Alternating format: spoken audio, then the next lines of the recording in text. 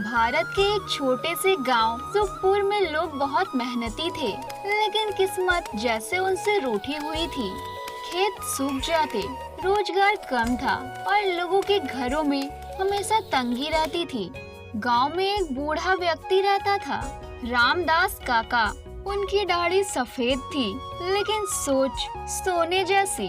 वो हमेशा कहते थे, अगर दिलों में नफरत कम हो जाए और मदद ज्यादा, तो भगवान रास्ता खुद खोल देते हैं। एक दिन उन्होंने पूरे गांव को बुलाया और बोले, हम सब रोज अपनी अपनी चिंता में उलझे रहते हैं। अगर हम सब मिलकर एक काम करें, एक दूसरे की मदद करने का, तो हमारा गांव बदल सकता है।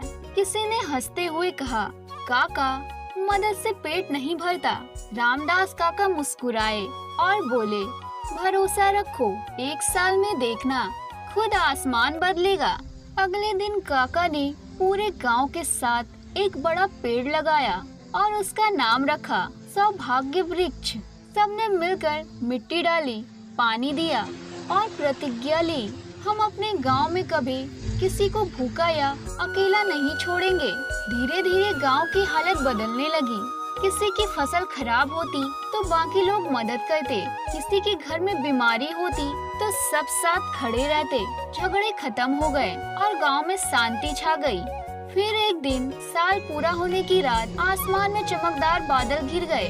धीरे धीरे हवा चली और फिर बारिश शुरू हुई, लेकिन ये पानी की नहीं, पैसों की बारिश थी।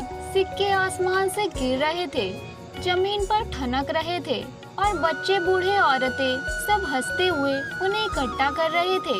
रामदास काका ने आसमान की ओर देखा और कहा, ये किसी जादू से नहीं हुआ। जब इंसान अपने दिल में लालच मिटा देता है, तो खुद प्रकृति उसे धन देती है। उस दिन के बाद से हर साल उसी दिन सुखपुर में पैसों की बारिश होती। लेकिन किसी ने कभी धन को अपने तक सीमित नहीं रखा। हर बार वो सब मिलकर स्कूल, अस्पताल और गरीबों के लिए खर्च करते। धीरे धीरे सुखपुर देश भर में जाना जाने लगा। वो गांव जहां हर साल पैसों की बारिश होती है और कोई गरीब नहीं रहता।